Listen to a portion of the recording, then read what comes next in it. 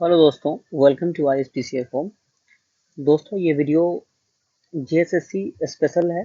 इसमें जो है मैं आप लोगों के लिए हिंदी सेकंड पेपर जो है वो हिंदी का जो है एमसीक्यू लेकर आया हूँ। और जो है लगातार इस तरह के एमसीक्यू आते रहेंगे और जेएसएससी से लेकर जो भी ये वीडियो है वो मैं लाता रहूँगा, और 69 बीपीएससी से भी।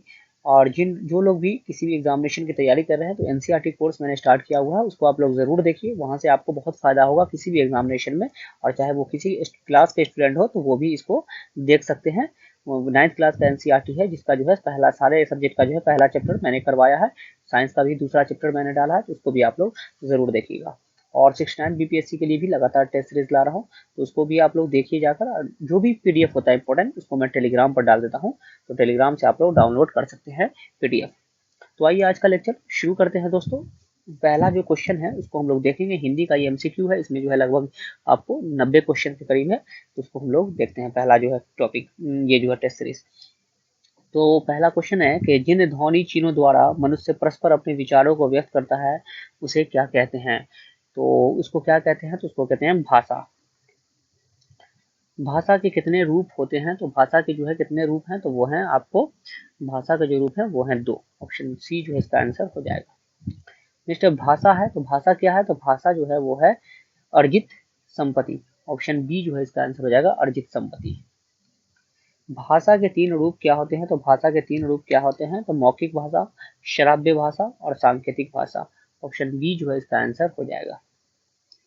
नेक्स्ट है लिखित भाषा में विचारों को कैसे व्यक्त करते हैं, तो लिखित भाषा में कैसे व्यक्त करते हैं, तो लिख कर। ऑप्शन सी जो है इसका आंसर हो जाएगा।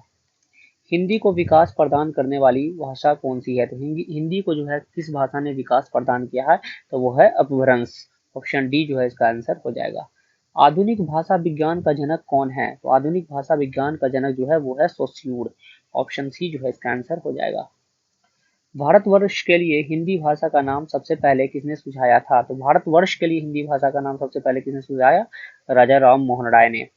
भाषा संबंधी भूल को क्या कहते हैं, तो भाषा संबंधी भूल चूक को क्या कहते हैं, त्रुटि। ऑप्शन डी जो है इसका आंसर हो जाएगा। कौन सी हिंदी की उपभाषा नहीं है, तो इसमें हिंदी की उपभाषा कौन नहीं है, तो पूर्वी हिंदी है, पश्चिमी हिंदी भी है, राजस्थानी भी है, मराठी नहीं है। ऑप्शन सी जो है इसका आंसर हो जाएगा। सही विकल्प को चुनिए। इसमें सही विकल्प है भाषा अस्थायी होती है, तो कौन सी भाषा जो है अस्थायी है, तो वो है मौखिक। ऑप्शन बी जो है इसका आंसर हो जाएगा। मुस्लिम शासकों के समय भारत में न्यायालयों की भाषा कौन सी थी, तो मुस्लिम जो राज्य था, मुगल और सब दिल्ली सल्तनत, उसमें जो है न्यायालयों की जो है कोर्ट का जो है कौन सा भाषा था, कोर्ट लैंग्वेज, तो वो था अरबी और फारसी। ऑप्शन सी जो है इसका आंसर हो जाएगा। नेक्स्ट है विश्व में बोले जाने वाली विभिन्न भाषाओं में हिंदी भाषा का कौन सा स्थान है, तो हिंदी का कैमा स्थान है, तो हिंदी का जो स्थान है वो है आपको चौथा। ऑप्शन बी जो है इसका आंसर हो जाएगा। नेक्स्ट है विज्ञान की दृष्टि में पर्यटन लगाव का अर्थ क्या है, तो विज्ञान की दृष्टि में जो है पर्यटन लगाव का अर्थ जो है वो क्या है, तो वो है उच्चारण की सुविधा। ऑप्शन सी जो है इसका आंसर हो जाएगा। नेक्स्ट हिंदी भाषा राज्य के अंतर्गत कौन सा राज्य नहीं है, तो उत्तर प्रदेश तो है ही, झारखंड भी है, बिहार भी है, महाराष्ट्र नहीं है। ऑप्शन सी जो है इसका आंसर हो जाएगा। हिंदी भाषा की कितनी विख्यात बोलियां हैं, तो हिंदी की जो है कितनी विख्यात बोलियां हैं, तो वो है टोटल 5। ऑप्शन बी जो है इसका आंसर हो जाएगा।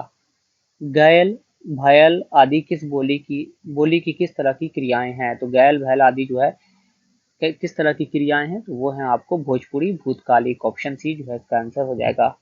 आधुनिक भाषाओं में किसका संबंध अपभ्रंश की पैशाची बोली से है, तो अपभ्रंश की पैशाची बोली से जो है किसका संबंध है, तो पंजाबी का। ऑप्शन बी जो है इसका आंसर हो जाएगा पंजाबी। नेक्स्ट है सिंधी भाषा का संबंध किससे है, तो सिंधी भाषा का संबंध जो है वो है आपको ब्रांचड से। ऑप्शन सी जो है इसका आंसर हो जाएगा। नेक्स्ट हिंदी में अधिकांश शब्द किस भाषा से आए हैं, तो अधिकांश शब्द जो है कहाँ से आया है, तो वो है संस्कृत से। ऑप्शन बी जो है इसका आंसर हो जाएगा। हिंदी किस परिवार की भाषा है, तो हिंदी जो है वो किसकी है भाषा, तो भारों की है। ऑप्शन सी जो है इसका आंसर हो जाएगा। ऑस्ट्रिक परिवार की प्रमुख भाषा क्या है, तो ऑस्ट्रिक परिवार की जो है प्रमुख भाषा वो कौन सी है, तो वो है आपको मुंडा। ऑप्शन ए जो है इसका आंसर हो जाएगा। एकाक्षरी भाषा परिवार से तात्पर्य है, तो एकाक्षरी भाषा परिवार से क्या तात्पर्य है, तो वो है चीनी भाषा परिवार। ऑप्शन बी जो है इसका आंसर हो जाएगा। नेक्स्ट निम्न में से कौन सी प्राचीन भाषा नहीं है, तो इसमें प्राचीन भाषा नहीं है, प्रकृत भी है, अपभ्रंश भी है, संस्कृत भी है, पंजाबी नहीं है। ऑप्शन सी जो है इसका आंसर हो जाएगा। नेक्स्ट है, निम्न में से द्रविड़ परिवार की भाषा कौन सी है? तो द्रविड़ की परिवार की भाषा कौन है? तो वो है कन्नड़। ऑप्शन बी जो है इसका आंसर हो जाएगा। नेक्स्ट है, मध्यकालीन भारतीय आर्य भाषा का क्या काल है? तो मध्यकालीन, यहाँ पे ध्यान दीजिएगा, मध्यकालीन भारतीय आर्य भाषा का जो काल है वो है आपको 500 ईसा पूर्व से 1000 ईस्वी तक। ऑप्शन सी जो है इसका आंसर हो जाएगा। कन्नड़ का संबंध किस भाषा परिवार से है? तो वो है आपको द्रविड़ भाषा परिवार। ऑप्शन सी जो है इसका आंसर हो जाएगा। आधुनिक भारतीय आर्य भाषाओं के उदय के पूर्व आर्य भाषा का कौन सा रूप विद्यमान था? तो आर्य भाषा का जो है कौन सा रूप विद्यमान था? तो वो था अपभ्रंश। ऑप्शन डी जो है इसका आंसर हो जाएगा। हिंदी का मानक रूप किस भाषा से विकसित हुआ है? तो हिंदी का मानक रूप जो है वो किस भाषा से विकसित हुआ है? तो वो हुआ आपको खड़ी बोली। ऑप्शन डी जो है इसका आंसर हो जाएगा। सूरदास ने किस भाषा में सूर सागर की रचना की थी? तो किस भाषा में सूर सागर की रचना की है? तो ब्रिज भाषा में। इनमें से बोले इनमें से कौन सी बोली मध्य भारत की बोलियों में से नहीं है? तो मध्य भारत की बोलियों में से जो है कौन सी बोली जो है इसमें से नहीं है? तो वो है बांगर। ऑप्शन ए जो है इसका आंसर हो जाएगा। राघंडी बोली कहाँ बोली जाती है? तो राघंडी जो है वो किस क्षेत्र में बोली जाने वाली बोली है? तो वो बोली जाती है हरियाणा। ऑप्शन सी जो है इसका आंसर हो जाएगा। भोजपुरी बोली की उत्पत्ति हुई, तो भोजपुरी बोली की जो उत्पत्ति वो किस भाषा से हुई है? तो मगधी अपभ्रंश से। ऑप्शन बी जो है इसका आंसर हो जाएगा। हिंदी भाषा की उत्पत्ति हुई है, तो हिंदी भाषा की उत्पत्ति किससे हुई है? तो वो हुई है शौर सैनी अपभ्रंश से। ऑप्शन सी जो है इसका आंसर हो जाएगा। हिंदी भाषा की मूल उत्पत्ति किससे मानी जाती है? तो हिंदी भाषा की मूल उत्पत्ति जो है वो किससे मानी जाती है? शौर सैनी अपभ्रंश से। खड़ी बोली हिंदी का विकास किस भाषा से हुआ है? तो खड़ी बोली जो है उसका भी हिंदी खड़ी बोली हिंदी जो है उसका विकास किस भाषा से हुआ है? तो वो हुआ अपभ्रंश से। ऑप्शन सी जो है इसका आंसर हो जाएगा। नेक्स्ट है, ब्रज भाषा का विकास किस अपभ्रंश से हुआ है? तो ब्रज भाषा का विकास जो है वो कौन से अपभ्रंश से हुआ है? तो वो है शौर सैनी। ऑप्शन डी जो है इसका आंसर हो जाएगा। खड़ी बोली किस अपभ्रंश से विकसित हुई है? तो खड़ी बोली जो है वो किस अपभ्रंश से जो है विकसित हुई है? तो वो ये शौर सैनी। ऑप्शन सी जो है इसका आंसर हो जाएगा। बिहारी हिंदी का विकास किस प्रकृति या अपभ्रंश से हुआ है? तो बिहारी हिंदी का जो विकास है वो किस प्रकृति या अपभ्रंश से हुआ है? तो मागधी। मथुरा, आगरा, धौलपुर, ग्वालियर आदि क्षेत्र में कौन सी बोली बोली जाती है? तो इन सारे क्षेत्रों में जो है कौन सी बोली जाती है? तो ब्रज भाषा मथुरा वगैरह के क्षेत्र में। ब्रज हिंदी भाषा की किस भाषा के अंतर्गत है? तो ब्रज जो है हिंदी भाषा की कौन से भाषा के अंतर्गत आता है? तो वो आता है पश्चिमी हिंदी। ऑप्शन डी जो है इसका आंसर हो जाएगा। पश्चिमी हिंदी की कितनी बोलियां हैं? तो पश्चिमी हिंदी की कितनी बोलियां हैं? तो 5 है। ऑप्शन ए जो है इसका आंसर हो जाएगा। खड़ी बोली हिंदी की उत्पत्ति हुई है, तो खड़ी बोली हिंदी की उत्पत्ति जो है वो कहाँ से हुई है? तो खड़ी बोली हिंदी की उत्पत्ति जो हुई है वो हुई आपको शौर सैनी अपभ्रंश से। धपत गायन का संबंध किस भाषा से है? तो धपत गायन का संबंध जो है वो किस भाषा से है? ब्रज भाषा से। ऑप्शन ए जो है इसका आंसर हो जाएगा। खड़ी बोली व ब्रिज भाषा किस भाषा के अंतर्गत आता है? तो खड़ी बोली और ब्रिज भाषा जो है वो कौन से भाषा के अंतर्गत आता है? तो वो आता है पश्चिमी हिंदी। ब्रिज भाषा है, तो ब्रिज भाषा क्या है? पश्चिमी हिंदी। ऑप्शन डी जो है इसका आंसर हो जाएगा। ब्रिज भाषा का क्षेत्र कौन नहीं है? इसमें ब्रिज भाषा का जो क्षेत्र कौन नहीं है? तो वो है सरगुजा। ऑप्शन सी जो है इसका आंसर हो जाएगा। झांसी, जलौन, हमीरपुर में कौन सी बोली बोली जाती है? तो झांसी, जलौन वगैरह में कौन सी बोली बोली जाती है? बुंदेली। ऑप्शन ए जो है इसका आंसर हो जाएगा। इरखा को खड़ी बोली में क्या कहते हैं? तो इरखा को खड़ी बोली में कहते हैं इश्या। ऑप्शन बी जो है इसका आंसर हो जाएगा। औचट को खड़ी बोली में क्या कहते हैं? तो औचट को कहते हैं जोरदार। ऑप्शन बी इसका आंसर हो जाएगा। मध्यकालीन अरबी तथा फारसी साहित्यों में भारत की भाषाओं के लिए किस शब्द का प्रयोग मिलता है? तो किस शब्द का प्रयोग मिलता है मध्यकालीन अरबी साहित्य में भारत की भाषाओं के लिए? ज़बान हिंद। ऑप्शन सी जो है इसका आंसर हो जाएगा। खालिक वारी किसकी रचना है? तो खालिक वारी की रचना किसने किया था? अमीर खुसरो। ऑप्शन सी जो है इसका आंसर हो जाएगा। हिंदी के उद्भव का सही क्रम है, तो हिंदी के उद्भव का सही क्रम क्या है? पाली, प्रकृत, अपभ्रंश, अपभट्ट। ऑप्शन ए जो है इसका आंसर हो जाएगा। अपभ्रंश को पुरानी हिंदी किसने कहा है? तो अपभ्रंश को पुरानी हिंदी जो कहा है वो कहा है चंद्रधार शर्मा गुलड़ी। ऑप्शन सी जो है इसका आंसर हो जाएगा। साहित्यिक अपभ्रंश को पुरानी हिंदी किसने कहा है? यहाँ पे अपभ्रंश को पुरानी हिंदी किसने कहा है और साहित्यिक अपभ्रंश को जो है पुरानी हिंदी जो है किसने कहा है? तो वो कहा है आचार्य रामचंद्र शुक्ल ने। ऑप्शन ए जो है इसका आंसर हो जाएगा। अपभ्रंश की उत्तरकालीन अवस्था का नाम है, तो अपभ्रंश की उत्तरकालीन अवस्था का नाम है अपभट्ट। ऑप्शन डी जो है इसका आंसर हो जाएगा। शौरसेनी अपभ्रंश से किस भाषा का विकास हुआ? तो शौरसेनी अपभ्रंश से जो है वो कौन से भाषा का जो है विकास हुआ? तो वो है राजस्थानी। ऑप्शन बी जो है इसका आंसर हो जाएगा। अपभ्रंश और पुरानी हिंदी के मध्य का समय कहा जाता है? तो क्या कहते हैं अपभ्रंश और पुरानी हिंदी के मध्य का समय? संक्रांति काल। ऑप्शन सी जो है इसका आंसर हो जाएगा। खड़ी बोली हिंदी में सर्वप्रथम रचना करने वाले कवि का नाम है? तो खड़ी बोली में सबसे पहले रचना किसने किया था? तो वो किया था मीर खुसरो। इनको तोताई हिंद भी कहा जाता था, अलाउद्दीन खिलजी वगैरह के दरबार में ये थे। अपभ्रंश को प्राकृत भाषा हिंदी किसने कहा है? तो अपभ्रंश को प्राकृत भाषा हिंदी जो है किसने कहा? तो रामचंद्र शुक्ल ने। ऑप्शन सी जो है इसका आंसर हो जाएगा। पंजाबी का विकास अपभ्रंश के किस रूप में हुआ है? तो पंजाबी का विकास जो है अपभ्रंश के किस रूप में हुआ है? तो पैशाची। ऑप्शन डी जो है इसका आंसर हो जाएगा। बिहारी, बांग्ला, उड़िया और असमिया भाषाओं का उद्भव किस अपभ्रंश से हुआ है? तो बिहारी, बांग्ला, उड़िया और असमिया भाषा का जो है उद्गम जो है किस अपभ्रंश से हुआ? तो मागधी। ऑप्शन ए जो है इसका आंसर हो जाएगा। अर्धमागधी अपभ्रंश से किस का विकास हुआ है? तो अर्धमागधी अपभ्रंश से जो है वो किसका विकास हुआ है? तो वो हुआ है गुजराती। ऑप्शन डी जो है इसका आंसर हो जाएगा। शौरसेनी अपभ्रंश से उत्पन्न भाषाएं हैं? तो शौरसेनी अपभ्रंश से उत्पन्न भाषाएं जो हैं वो कौन सी है? तो वो है बिहारी, बंगला, उड़िया और असमिया। ऑप्शन सी जो है इसका आंसर हो जाएगा। सिंधी भाषा का उद्भव हुआ है? तो सिंधी भाषा का उद्भव कहाँ से हुआ है? तो सिंधी भाषा का उद्भव हुआ है ब्रांचट अपभ्रंश से। अवधी का उद्भव किस अपभ्रंश से हुआ है? तो अवधी भाषा का उद्भव जो है किस अपभ्रंश से हुआ है? तो अर्धमगधी। ऑप्शन डी जो है इसका आंसर हो जाएगा।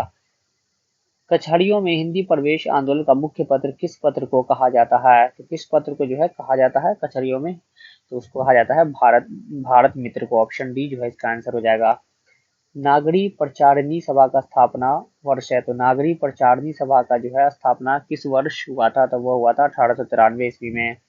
नागरी प्रचारिणी सभा के संस्थापक में से थे? तो नागरी प्रचारिणी सभा के संस्थापक जो है वो कौन थे? तो वो थे शिव कुमार सिंह और बाबू श्याम सुंदर दास। ऑप्शन ए जो है इसका आंसर हो जाएगा।